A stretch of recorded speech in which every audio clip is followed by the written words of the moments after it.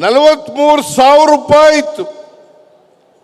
ಇವತ್ತು 94,000 43,000ದಿಂದ 94 ಆಗಿದೆ. ಅವತ್ತು ಒಂದು ಡಾಲರ್, ಅಮೆರಿಕನ್ ಡಾಲರ್, ಅದರ ಬೆಲೆ ಇಂಡಿಯನ್ ರೂಪಾಯಿಗಳು 59 ರೂಪಾಯಿ ಇತ್ತು. 59 ರೂಪಾಯಿ ಇತ್ತು. ಇವತ್ತು 86, 87 ರೂಪಾಯಿಗಳು. ನರೇಂದ್ರ ಮೋದಿಜಿ ಹೇಳಿದ್ರಿ ಜನರಿಗೆ, ನಾವು ರೂಪಾಯಿನ ಸಮಕ್ಕೆ ತರ್ತೀವಿ, ಡಾಲರ್ ಬೆಲೆಯನ್ನ ರೂಪಾಯಿ ಸಮಕ್ಕೆ ತರ್ತೀವಿ ಅಂತ ಹೇಳಿದ್ರು. ಆದರೆ 59 ರೂಪಾಯಿ ಇದ್ದಂಥ ಒಂದು ಡಾಲರ್ ಬೆಲೆ ಇವತ್ತು 86 ರೂಪಾಯಿ, 87 ರೂಪಾಯಿ ಆಗಿದೆ. ಇದಕ್ಕೆ ಯಾರ ಕಾರಣ? ಯಾರ್ರೀ ಕಾರಣ? ಸಿಮೆಂಟು 50 kg ಸಿಮೆಂಟು 268 ರೂಪಾಯಿ ಇದ್ದದ್ದು 410 ರೂಪಾಯಿ ಆಗಿದೆ. ಅಮೋನಿಯಂ ಫಾಸ್ಫೇಟ್ 1125 ರೂಪಾಯಿ ಇದ್ದದ್ದು 1350 ರೂಪಾಯಿ ಆಗಿದೆ. ರೈತರ ಬಗ್ಗೆ ಮೊಸಳೆ ಕಣ್ಣೀರು ಸುರಿಸ್ತಿರಲ್ಲ, ಯಾಕೆ ಗೊಬ್ಬರದ ಬೆಲೆ ಹೆಚ್ಚು ಮಾಡಿದ್ರಿ? ಇದನ್ನು ನರೇಂದ್ರ ಮೋದಿ ಅವರು ಉತ್ತರ ಕೊಡಬೇಕಾಗ್ತದೆ ಈ ದೇಶದ ರೈತರಿಗೆ. ಸಕ್ಕರೆ 1 kg ಸಕ್ಕರೆ 60 ರೂಪಾಯಿ ಇದ್ದದ್ದು 72 ರೂಪಾಯಿ ಆಗಿದೆ. ಅಕ್ಕಿ 30 ರೂಪಾಯಿ ಇದ್ದದ್ದು 66 ರೂಪಾಯಿ ಆಗಿದೆ. ಬ್ರೆಡ್ಡು 35 ರೂಪಾಯಿ ಇದ್ದದ್ದು 70 ರೂಪಾಯಿ ಆಗಿದೆ. ಅಡುಗೆ ಎಣ್ಣೆ 68 ರೂಪಾಯಿ ಇದ್ದದ್ದು 109 ರೂಪಾಯಿ ಆಗಿದೆ. ಗೋಧಿ 10 kg 270 ರೂಪಾಯಿ ಇದ್ದದ್ದು 420 ರೂಪಾಯಿ ಆಗಿದೆ. ರಾಗಿ 1 kg 20 ರೂಪಾಯಿ ಇದ್ದದ್ದು 65 ರೂಪಾಯಿ ಆಗಿದೆ. ಉಪ್ಪು 1 kg 7 ರೂಪಾಯಿ ಇದ್ದದ್ದು 22 ರೂಪಾಯಿ ಆಗಿದೆ. ಟೀ 250 ಗ್ರಾಂ 95 ಇದ್ದದ್ದು 135 ಆಗಿದೆ. ಸಿಮೆಂಟು, ಗೊಬ್ಬರ, ಪೆಟ್ರೋಲ್, ಡೀಸೆಲ್, ಗ್ಯಾಸ್. ಇವತ್ತು ಇಲ್ಲಿ ಗ್ಯಾಸ್ಗಳಿಗೆಲ್ಲ ನಾವು ಹೂನಾರ್ಗಳನ್ನು ಹಾಕಿದ್ದೀವಿ.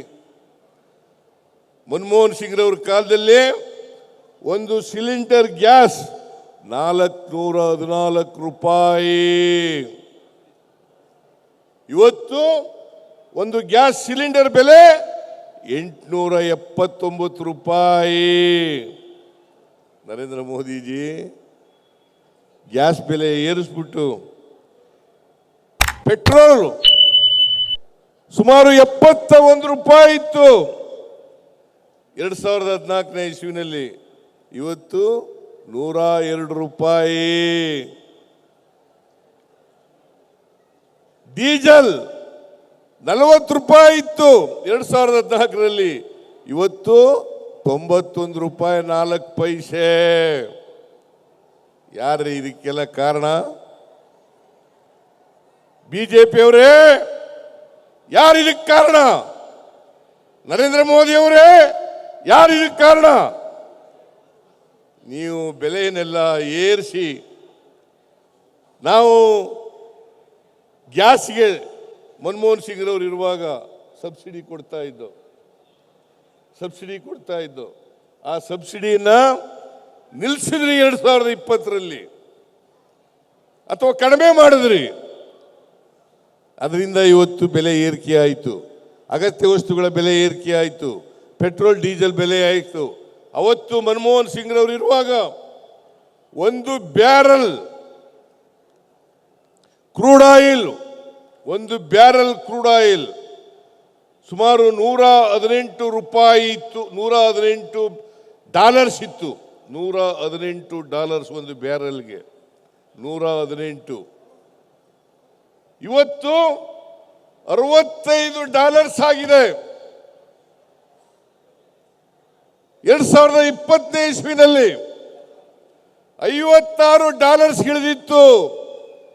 ಅದನ್ನ ವರ್ಗಾವಣೆ ಮಾಡಿದ್ರ ಮಾಡಲಿಲ್ಲ. ಇಂಟರ್ನ್ಯಾಷನಲ್ ಮಾರ್ಕೆಟ್ನಲ್ಲಿ ಕ್ರೂಡ್ ಆಯಿಲ್ ಬೆಲೆ ಕಡಿಮೆ ಆದರೂ ಕೂಡ $1ಗೆ 40-50 ಕಡಿಮೆ ಆದ್ರೂ, ಒಂದು ಬ್ಯಾರೆಲ್ಗೆ 40-50 ಕಡಿಮೆ ಆದ್ರೂ ಕೂಡ ನೀವು ಕಡಿಮೆ ಮಾಡಲಿಲ್ವಲ್ಲ. ಅದರಿಂದ ಇವತ್ತು ಬೆಲೆ ಏರಿಸಿದವರು ಅವರು ಇವತ್ತು ನಮ್ಮ ಮೂತಿಗೆ ಹಾಕಿ ನೀವು ನಮ್ಮ ಮುಖದ ಮೇಲೆ ಏರಿಸ್ತಾ ಇದ್ದೀರಲ್ಲ. ನಾಚಿಕೆ ಆಗಲ್ಲ ನಿಮಗೆ? ಮಾನ ಮರ್ಯಾದೆ ಏನಾದ್ರು ಇದೆಯಾ ನಿಮಗೆ ಅಂತಕ್ಕಂಥದ್ದನ್ನ ಹೇಳ್ಬೇಕಾಗ್ತದೆ. ನಮ್ಮ ಕಾರ್ಯಕರ್ತರು ಧೈರ್ಯದಿಂದ ಹೇಳಬೇಕು. ಬೆಲೆ ಏರಿಕೆ ಮಾಡಿದವರು ನೀವು, ಪ್ರಹ್ಲಾದ್ ಜೋಶಿ ನೀವು ಮಾಡಿದ್ರಿ, ವಿಜಯೇಂದ್ರ ನೀವು ಮಾಡಿದ್ರಿ, ಅಶೋಕ ನೀವು ಮಾಡಿದ್ರಿ, ನಾವು ಮಾಡಲಿಲ್ಲ. ನರೇಂದ್ರ ಮೋದಿ ಅವರು ಮಾಡಲಿಲ್ಲ. ನಾವು ಒಂದು ವೇಳೆ ನಾವು ಬೆಲೆ ಏರಿಕೆ ಮಾಡಿದ್ರೆ ಬೇರೆ ರಾಜ್ಯಗಳಿಗಿಂತ, ಪಕ್ಕದ ರಾಜ್ಯಗಳಿಗಿಂತ ಕಡಿಮೆ ಇರ್ತಕ್ಕಂಥ ರೀತಿಯಲ್ಲಿ ಬೆಲೆ ಏರಿಕೆ ಮಾಡಿದ್ದೀವಿ. ಹಾಲಿನ ಬೆಲೆ ಏರಿಸ್ಬಿಟ್ರು, $4 ಏರಿಸಿರೋದು ನಿಜ. ಆದರೆ ಅದನ್ನು ಸರ್ಕಾರಕ್ಕೆ $1 ತಗೊಂಡಿಲ್ಲ, ಅಥವಾ KMFಗೆ ತಗೊಂಡಿಲ್ಲ, ಮಿಲ್ಕ್ ಯೂನಿಯನ್ಗೆ ತಗೊಂಡಿಲ್ಲ. ಏನು $4 ಏರಿಸಿದ್ದೀವಿ ಅಷ್ಟೂ ಹಣವನ್ನು ರೈತರಿಗೆ ವರ್ಗಾವಣೆ ಮಾಡಿದ್ದೇವೆ. ಇದು ಸರಿನಾ ತಪ್ಪ?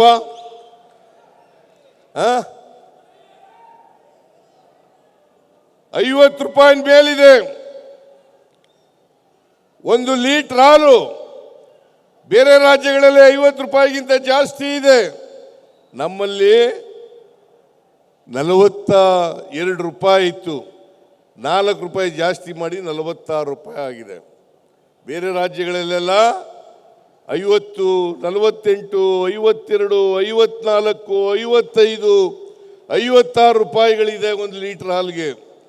ಕರ್ನಾಟಕದಲ್ಲಿ ಕಡಿಮೆ ಇದೆ.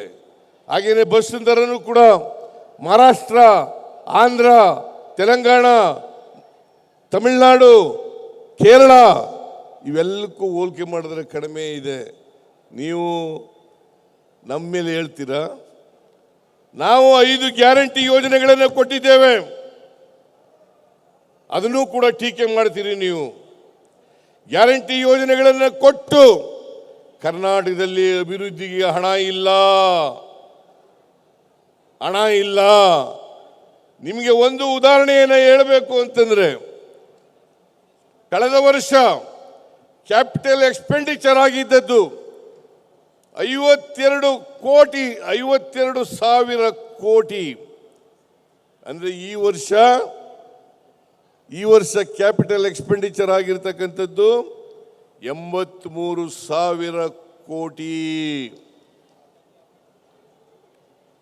ದಿವಾಳಿ ಆಗಿದೆ, ಪಾಪರ್ ಆಗ್ಬಿಟ್ಟಿದೆ ಸರ್ಕಾರದ ಖಜಾನಿನಲ್ಲಿ ಹಣ ಇಲ್ಲ.